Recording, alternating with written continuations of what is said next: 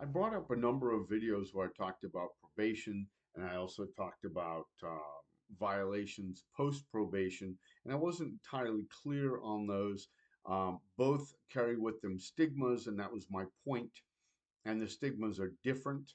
But I want to clarify it a little bit more today by talking about how I benefited from probation, the probation reforms of 2 or 3 legislative cycles ago. And I hope that that will clarify things. It'll also pull in some stuff from the Ghost CC unit that people have had questions about, as well as conflating it as they often have done with my original charge. So you'll recall I was charged in on or about the 26th of July 2018 with attempted solicitation of a minor. That was the only charge, that was the sole charge, that was the one they were able to dishonestly stick.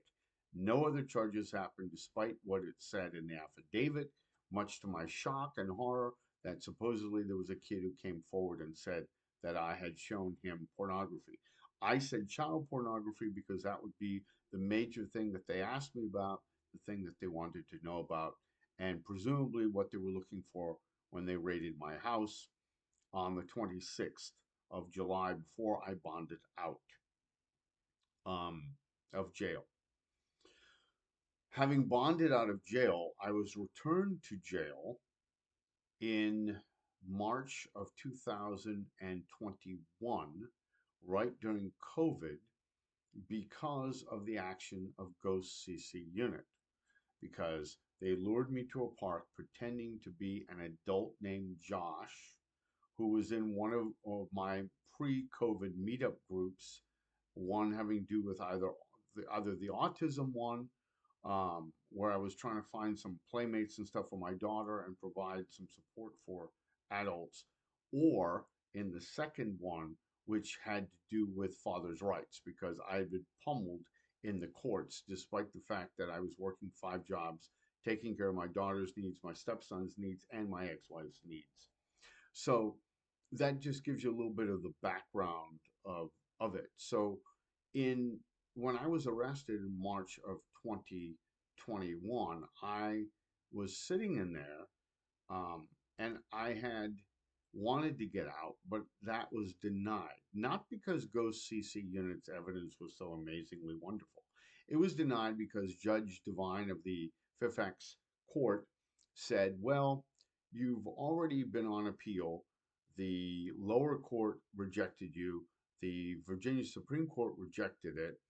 And of course, before the trolls get salivating saying that I had so many bites at the apple, the lower courts, the appeals court, and the Virginia Supreme Court are required to affirm the rule of the finding of the circuit court down below, unless there was a some gross misapplication of the law, or essentially the judge was out of his or her mind, even if they would have come to a different result.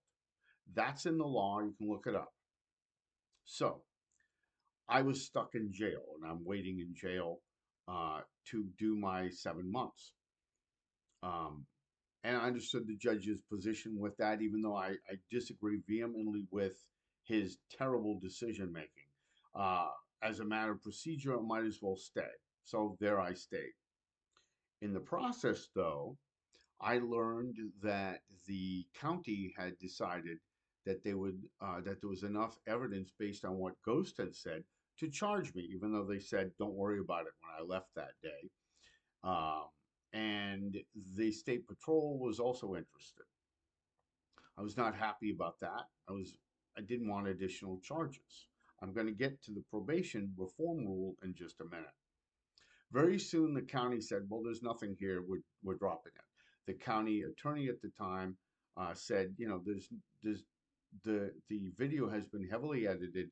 We can't really get into evidence. They knew that my attorney was good and would fight it, and therefore they didn't do it. They didn't go forward. The texts and everything they were very interested in, but apparently Ghost would not make himself available or could not or whatever. And they also, we were confident we would keep them out of evidence. Certainly they had been doctored and manipulated as well. And so we thought that the case would go away. I'll get to the significance in a minute. However, the state patrol at a hearing where I was in jail prevailed upon the judge to give him more time to find some evidence against me. I say find some evidence because that's essentially what he wanted. One day in, I want to say May or June. I don't really remember exactly. It's in my book, but some months later, I was pulled out of my cell on a Friday afternoon around 7:20 and told to go to booking. That's not usually a good sign. It usually means, from what I had learned from other inmates, that you're going to get additional charges or whacked in some way, get in trouble, something. Was never a good sign. I went down there. There was a state patrolman there, and he said, "Mr. Asian, I am charging you with, I don't remember what, two or three counts, I think it was. Two counts. One was having unauthorized social media accounts, and the other one was having, which was, I think, Snapchat, because why? Ghost had said I'd used that. And the other charge was having an unregistered vehicle. People on the register are required to register their vehicles if they get a new vehicle. Same thing with phone number, same thing with the job, same thing with the new email account. And they claimed I had failed to do that. I asked him what he was talking about. I didn't have any social media accounts that were not registered. He came after me anyway. He said, "Oh, you have many accounts." And I started to laugh. I said, "Now I know you're lying. I don't have anything like that." In fact, I have somewhere in my files here, and I wish I had it for this video, a return of the administrative subpoena to Snap Incorporated, where they say, "Yeah, we never heard of this guy. We got nothing on him." And he writes in big letters at the bottom, longhand, "This was a total BS waste of time." Wonderful. Just like I said all along. Um, so nevertheless, I was in jail, and I still had to face now the original charge of incarceration and the two additional charges, and I could get backup time. What does that mean? The difference between the 3 years I was given and the 6 months I had to serve, so an additional 2.5 years plus the the previous Republican legislative effort had added, if I had it right, 2 years to the misdemeanor offense. So I would have had 2 additional years for each of the violations if they had resulted in a new charge. That was a change in the law. Okay. So 2 years. So that's, let's see, two additional charges, 2 years each. That's 4 years additional, plus my backup time, 2.5 years. So that's 6.5 additional years if I had it right that I would have to pay because Zaid Getasatamani, whatever the hell his name is, lied. Okay? But there was an interesting change in the law the year after by the Democrats. They did a reform package. And in that reform of 19.2 306.1, the addition, it works like this. The first probation violation, called a technical violation, all of these things are technical violations. You forget to give them your new address for your work. You forget to give them the email, or you give them the wrong email, and they want to press charges against you. Oh, that's a technical violation. Ordinarily, you get a couple of years for that. You might get more. Well, of course, you can see where the abuse can come in by probationers. And by the way, or by probation officers. By the way, those of you who don't believe me, go ask somebody who's been on probation. Ask them. You don't have to believe me. Ask them. Of course, the problem is the stigmata is that people like me have no credibility because we were incarcerated. So our pleas of, hey, we're incorrectly adjudicated, uh, that we didn't do anything wrong, totally ignored because all of you out there know we must have done something wrong. Otherwise, the police would not have arrested us. Isn't that right? And yet we know that there are many, many more people who are innocent in jail waiting for trial or waiting for their day in court or can't pay the fine than people want to realize. Okay. I'll be talking about that at some point. I found some new research on that. So here I am in jail for the original charge doing my 6 months. I now have two additional charges, which are probation violations. But if the new rule says 19.2-306.1, if they can hit you with additional charges, then you're going to pay even higher prices. As it stands right now, mine were considered technical violations. I was not truthful, they said, and forthright and honest with the probation officer. When she asked me what I was doing in the forest, I said I wasn't there to see a child. She said that's a lie because Ghost CC Unit said this. I said no, he's a liar. Okay, so if they could prove that charge, I was going to get whacked. And then that was a very serious matter. If I was going to be seeing a child, even though I don't remember anywhere in those chats where it says anything about a child, so I'm not quite sure, and I have to lay my hands on them. I don't understand necessarily why I was up on higher charges. It turns out the charge, though you'll recall, was failing to register a vehicle, which I had done during COVID. I sent it in. You couldn't go into the DMV, and using SNAP, which both of which were dismissed eventually by the judge. But at the time, if I got that higher charge of seeing a child, then automatically, I pretty much automatically I'd get nailed on the two probation violations. However, if I got off, then the probation violations would be technical violations and I would get off because technical violation one was the judge was not allowed.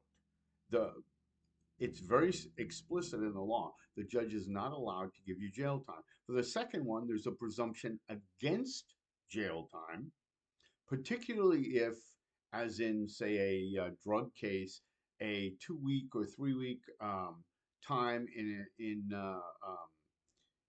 some kind of diversion program would be a better fit. However, if you had a third violation, you get whacked and get all the backup time. There's an additional caveat.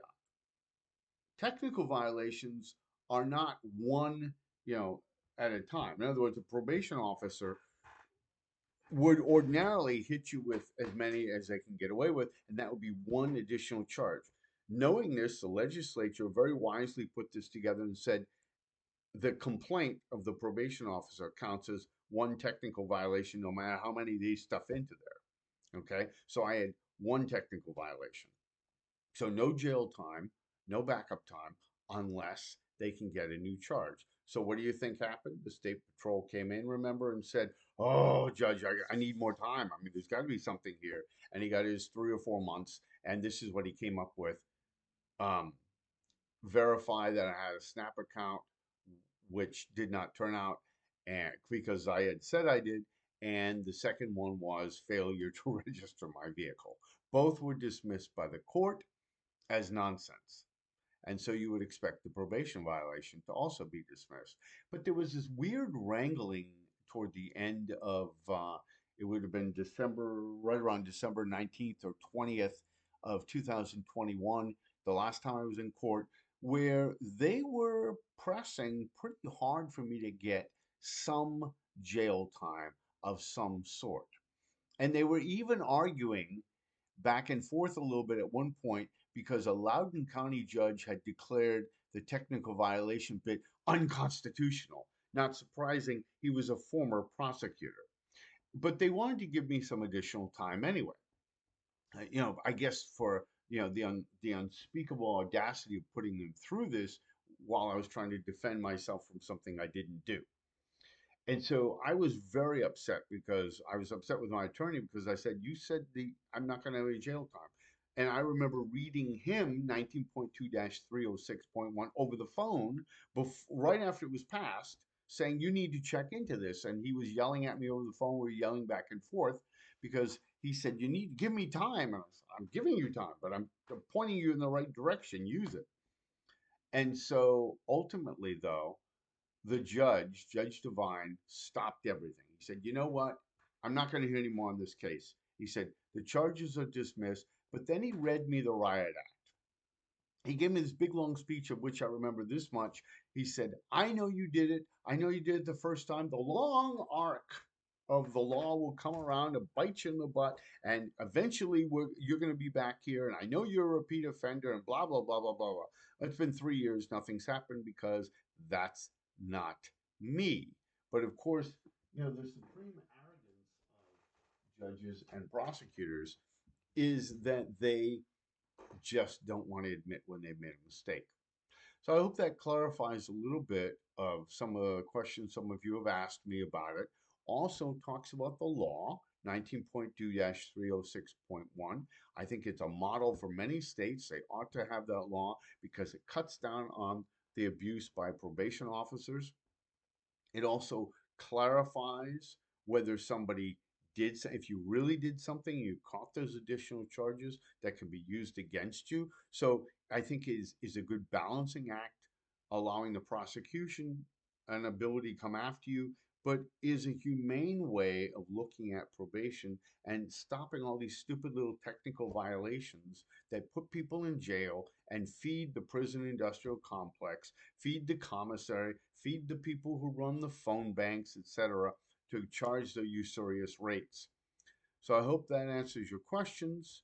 Please keep them coming. This is Norman Michaelation for ICAC Unpacked. Have a great day.